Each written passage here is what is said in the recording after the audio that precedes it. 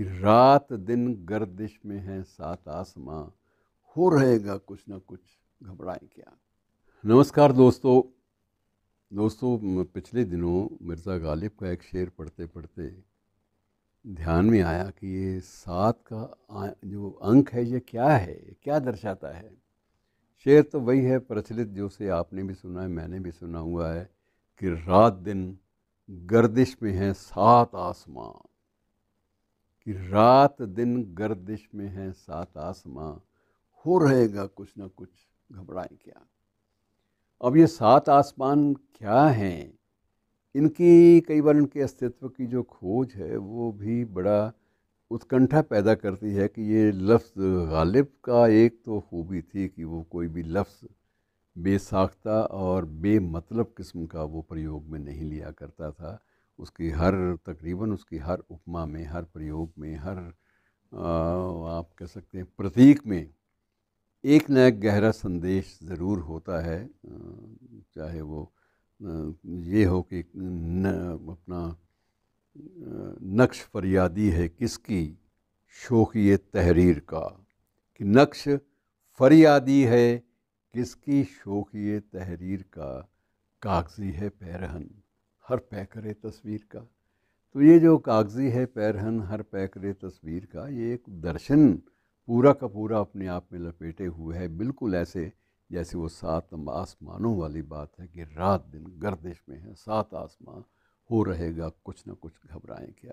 मित्रों, ये विषय बहुत विस्तृत है, सात के अंक वाला, कि सात आसमान कौन से हैं इस बात का भी हमें पता होना चाहिए। लेकिन गालिब को तो शायद पता होगा, लेकिन हम लोगों के बूते का नहीं है कि हम उन सातों को, आसमानों को भी याद रखें और उनसे राब्ता कायम करें, संपर्क कायम करें और उनको भी देखने का प्रयास करें, समझने का प्रयास करें।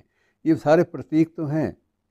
ये प्रतीक क्या कन्वे करते हैं, क्या संप्रेषित करते हैं, क्या संदेश देते हैं, इनको समझने की बात है।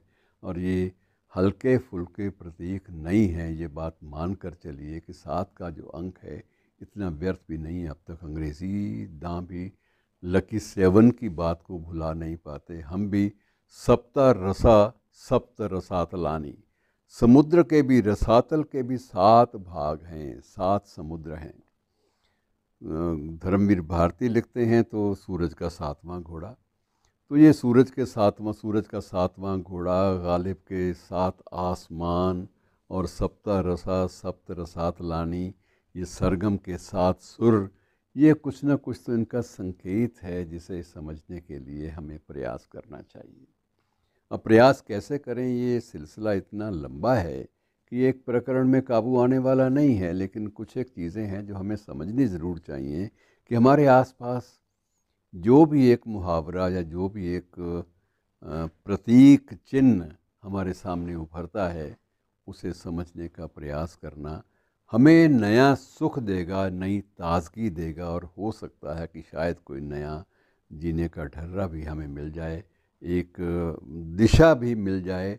निराशा की गर्त से बाहर आने के लिए बहुत ज़रूरी होती है एक दिशा या रोशनी की एक किरण। तो हमें किसी भी बात को सरसरी तौर पर हाशिए पर बुहारने में नहीं लग जाना चाहिए।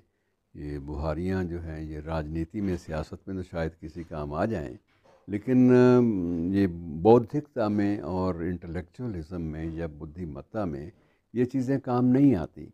उनमें वास्तविक ज्ञान और उस ज्ञान की गहराई तक जाने की क्षमता, ये चीज़ हमें बहुत कुछ सिखाती है। कभी कोशिश करें तो मित्रों, इस बात का भी आकलन करें कि आखिर ये सात का अंक हर जगह घुस आता है, क्या इसके रहस्य हैं। ये सातों आसमान आठ क्यों नहीं हुए? रसातल जो हैं वो समुद्र के नीचे जो तहें हैं वो सात ही क्यों रह गई, वो आठ क्यों नहीं हुई? और सारे गामा पाधा नीसा, ये सात ही सुर क्यों रह गए, आठवां सुर क्यों नहीं बना? और सूरज के आठवां घोड़ा धर्मवीर भारती ने क्यों नहीं शामिल किया? तो ये ढेरों प्रश्न हैं जो हमें सोचने पर मजबूर करते हैं कि हमारे सामने जो भी प्रतीक, चाहे वो पौराणिक हैं, चाहे वो किसी भी संदर्भ में कहे गए हैं, उनका एक संदेश तो है। उस संदेश को बुहारे मत समझने का प्रयास करें, और कभी मौका मिला तो आपसे भी थोड़ी जानकारियाँ साझी भी करूँगा। शुक्रिया।